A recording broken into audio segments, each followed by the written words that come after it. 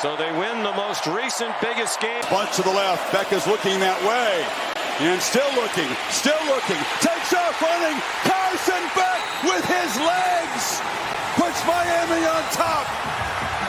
What a great. Yo, what's going on, everybody, man? It's your boy Rick, man. I'm back again, man. It's LIB Media real quick, and I'll keep this one pretty simple and straightforward. I just want to talk about the national championship. I'm recording this on Friday, the 16th. So national championship is on Monday. I would love if they could find a way to do these national championship games on the day before the holiday, so people have the holiday day off and not have to get up and go to work. But that's neither here nor there, y'all.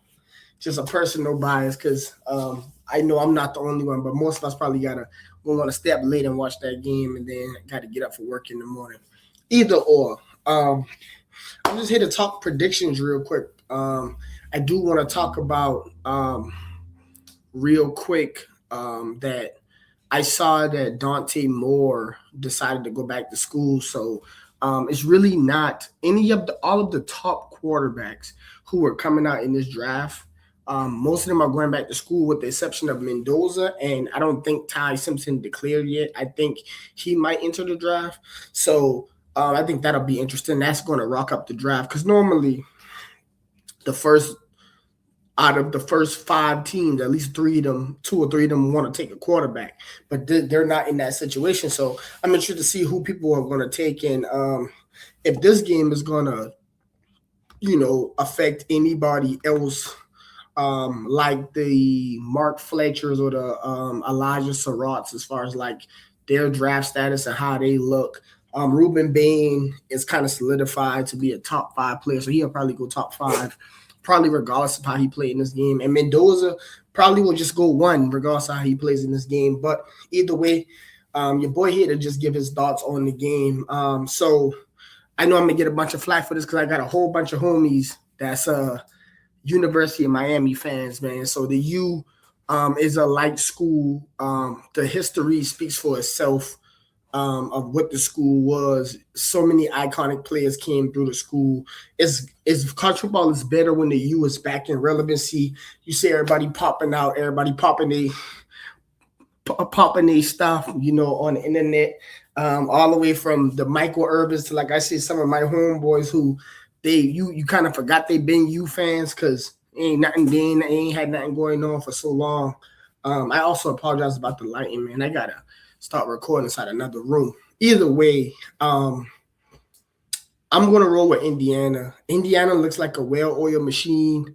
For y'all that seen the movie Creed 2, where Michael B. Jordan's character is talking to Wood Harris' character, and he's trying to fight Drago, and he's like, man, you sure you want to fight Drago? He big, he fast, strong, unorthodox, man. That's a balanced breakfast. So I ain't gonna lie, man. That's what Indiana look like right now. They look like a balanced breakfast, man. They did it to Bama. And it's not just that they're beating people; it's the way they're beating people. Yeah, the turnovers and all of that stuff matter, but it's just a disciplined football team. You could tell the coach have them real disciplined, and in that discipline, that's how they're playing. So they're capitalizing off of turnovers. They're not turning the ball over themselves. They're playing inside their system. They're controlling the game. They're controlling the line of scrimmage. They're controlling the attitude and the tempo of the game. Now, Miami front 4 looks serious. They were looking iffy throughout the season, but in the biggest playoff games that mattered, they stepped up. Ruben Bain looked like the player that people wanted him to be.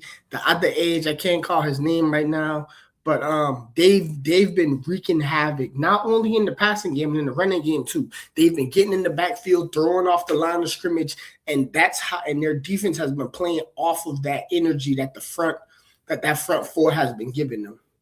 But I just think even if it becomes a defensive game, I believe in the coaching and the structure of Indiana to win the game. We've seen them win games, low-scoring games. We've seen them win shootouts, and we've seen them blow people out. No matter how you want it to be done, they know how to win the game. Winning is definitely a skill.